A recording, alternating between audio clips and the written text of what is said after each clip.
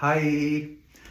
So this is a segment that I love called Ask Isaac. And it's where I answer questions. And you guys supplied so many fabulous questions. So here are a few answers. The first question is from someone called Vincents.Dennis. And the question is, have you ever experienced heartbreak? And if so, how did you deal with it? Excuse me, darling. Have I ever experienced heartbreak? Heartbreak, c'est moi, okay? I mean, not so much anymore because, I've been married to my husband for like 20 years. And before that, we've known each other for a million years. We've been together for a long time. But in my youth, darling, heartbreak was a regularity in my life.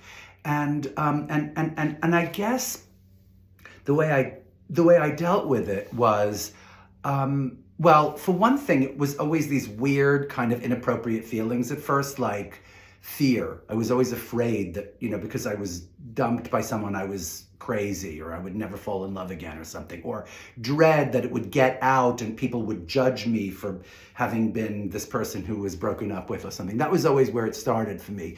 And then it would get to hurt a little bit, like for real, like it was just like this hurtful thing. And I guess, time would step in and do its incredible magic, right? So there was always a great deal of time that healed.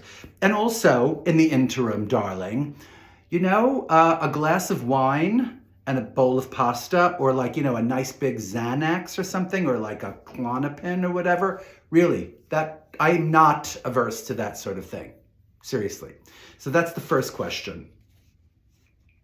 The second one is worst fashion faux pas. Okay, so, and that comes from someone called M. Patricia Mizzo.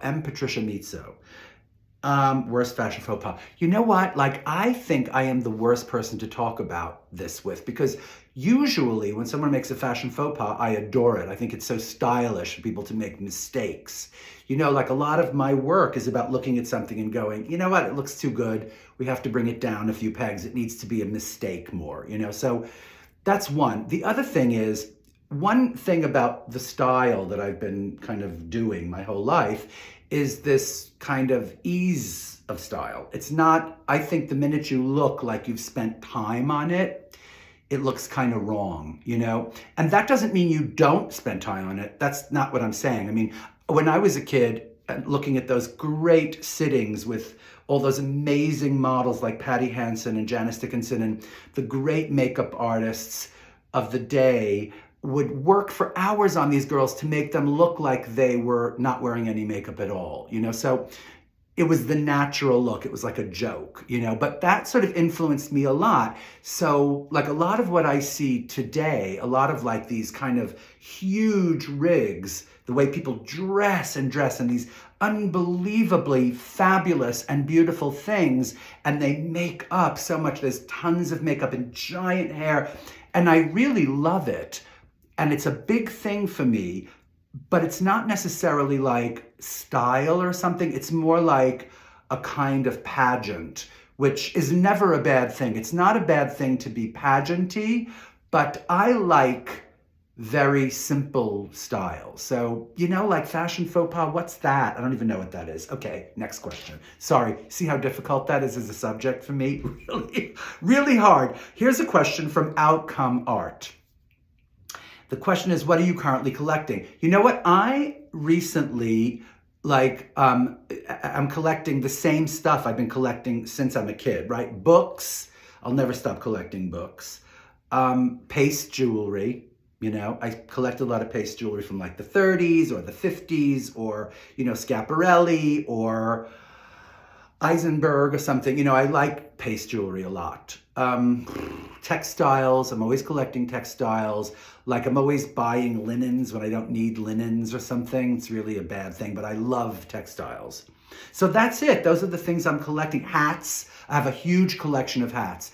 And I haven't really bought any fancy, gorgeous, fascinators from the 50s or something recently, but I'm always looking. So that's my answer to that.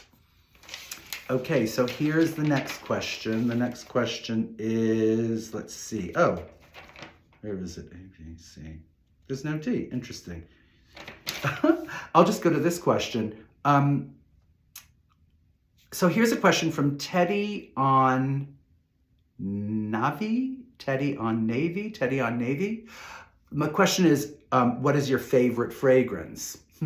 Well, I have a few different fragrances, and two of them are from Annick Goutal, because they're very extremely light and floral. One is called Eau de Hadrian, and the other is called Eau de Chèvrefeuille. And the Chèvrefeuille, I think, is kaput. So I bought like about, 20 bottles of it when I found out that it was kaput. Anyway, and so I have like a big store of Eau de Chèvrefeuille. Another fragrance I love is this thing called Empereur, the French word for emperor, I guess. And it's from some little place that you get it in Spain, and you can't even get it online, I'm telling you. You have to like call the store, like literally call them on the phone, and they send you a bottle like in the mail. And it's called Empereur, and it's by a company which I don't remember. And then there's another fragrance that I adore from this company called Healy, which I gather is an English company. And it's called Oranges and Lemons Say the Bells of St. Clemens. That's the name of the fragrance, which I love the name. And it's a divine fragrance. And then, of course, my favorite thing in the world, which is Penhaligon's, like everything they make, but especially Hammam Bouquet. It reminds me of my grandfather, and I wear it all the time. Let's see, here's another question okay, this is such a good question. This question, DZ Gaines. Who would you like to play you in a biopic, right? Ready for the answer? Dan Levy. Dan Levy. Darling Dan, okay? When are you gonna option my memoir? Are you crazy? That should be the first thing you work on. Really, I mean it. Dan Levy, okay? I just said it. Sorry. And then we have one final question from Elizabeth Alegria. What is your favorite breakfast? Well, darling, I have to tell you, I think I'm innovating the whole sort of world of dinner parties by not throwing dinner parties, but throwing like these breakfast salons. It's so amazing. I've been doing them now for about like 5 or 6 years or even longer, where you invite people over at like 9 o'clock in the morning. I know it sounds horrible, but it's amazing. And there's a lot of coffee, and there's this wonderful smoked salmon from Russ and Daughters, divine, right? Flagels and or bagels, and delicious like cream cheese and babka, and someone makes a fruit salad, and sometimes I make little sort of frittatas or mini frittatas, and sometimes there's other different food. But it's so fun. It's like 10 people for breakfast.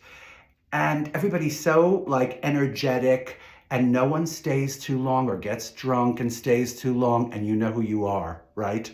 Nobody does that. It's incredible. Everybody's like out the door by sort of like 10:30 or 11 o'clock in the morning, and it's great. And it's so inspiring. People really talk about stuff instead of like, kind of making passes at each other. They're actually talking about like literature. It's amazing.